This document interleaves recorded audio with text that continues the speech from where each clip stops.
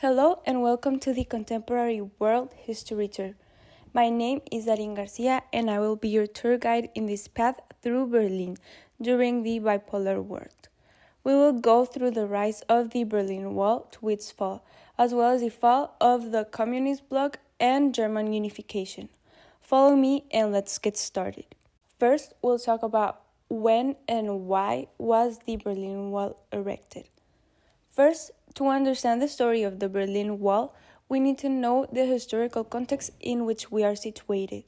At the very end of World War II, Germany was divided into East and West sides. West Germany, also known as the German Federal Republic, was controlled by the United States, France, and the United Kingdom. On the other hand, we had East Germany, also known as the German Democratic Republic, controlled by the Soviet Union. Also, West Germany had an enclave in Berlin, this meaning that the German Federal Republic had a territory within East Germany. People who lived in East Berlin crossed to their western counterparts seeking for a better life quality and escape from their Soviet regime. Seeing the amount of emigrants, on the night of August 12, 1961, East Germany decided to erect a temporary fence wall along the division between the two parts of Berlin. They also closed the 81 access points between the two cities and only left 12 open with exclusive use for the military and high command. The next morning, the construction of a concrete wall began, which would end up measuring 43 kilometers long and splitting Berlin in two. The wall had two vertical walls separated by the so-called death strip, in which there were soldiers watching with orders to shoot attack dogs, mines, barbed wire, and various obstacles designed to prevent escape. What an extreme measure, don't you think? Now let's talk about the period in which the Cold War existed. All of this happened in the middle of the Cold War, which lasted from 1945 to 1991, and would cause one of the moments of greatest tension in it, because only 2 months later, after the lifting of the wall, the so-called Berlin Crisis occurred, in which for 16 hours American and Soviet tanks were placed less than 100 meters away from each other, due to accumulated tensions between both countries. On October 28th, they both fell back and a major conflict was avoided. However, this event would be only the first of many that occurred throughout the 1960s. Now, as we can appreciate, the Soviet Union was suffering a very big crisis. But why? Now, we will talk about the errors committed by leaders that led to a crisis in what was then the USSR. The year 1964 would bring an important change for the USSR. Nikita Khrushchev, who had ruled since 1955, retired. Leonid Brezhnev came to power after him at a time of great tension and competition between the US and his country. Many historians affirm that it was in his period when the collapse of the USSR began, and they attribute it to his interventionist policy and excessive spending on the armed force. This, combined with bad harvest and the increase in corruption, caused that in different Soviet republics they began to be dissatisfied.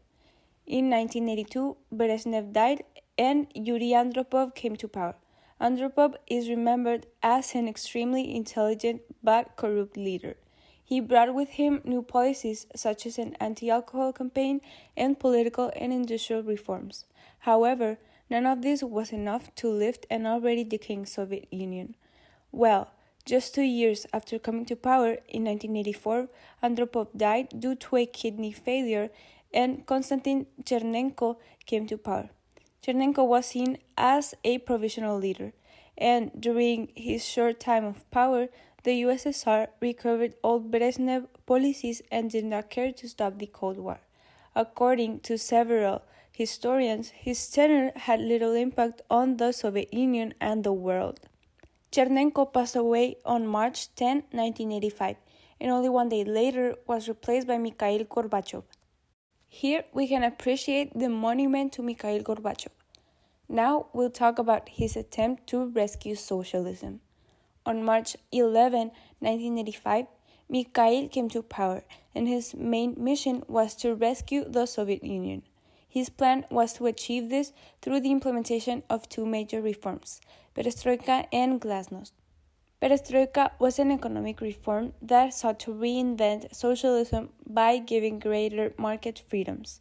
The glasnost sought greater transparency and democratization of the country, and thus eliminate corruption. Despite these policies, the majority of politicians would oppose them, so they would not bring positive results and would ultimately bring about the downfall of the Soviet Union. Now we will talk about the domino effect that began in Poland, leading to the fall of the communist bloc. In the 1980s, the Solidarity movement emerged in Poland, a political movement that sought to remove communism from the country. Made up mostly of Catholic workers and with Lech Walesa as their leader, throughout the decade there would be protests and strikes. In 1989, they reached an agreement with the communist government and elections were held. They nominated Tadeusz Mazowiecki as the new prime minister. He won, and Poland became the first country to free itself from communism in Europe. The same year, Hungary would also be liberated, and a domino effect began throughout Eastern Europe, in which the different countries would seek their liberation from the communist regimes. Now comes my personal favorite part. As we can see to our right side, we have a very small fraction of what was the Berlin Wall.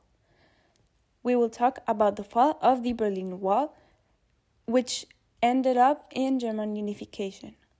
Finally, on November 9, 1989, after months of peaceful protest, the citizens of Berlin began to tear down the wall after it was announced that passes would be granted to go from one place to another. That very evening, the wall was starting to be dismantled. For Europeans, the fall of the Berlin Wall symbolized a reunification of Germany and an end to communist regimes in the region. Later, in March of 1990, free elections were held in Eastern Europe, in which the old communist regime lost the elections.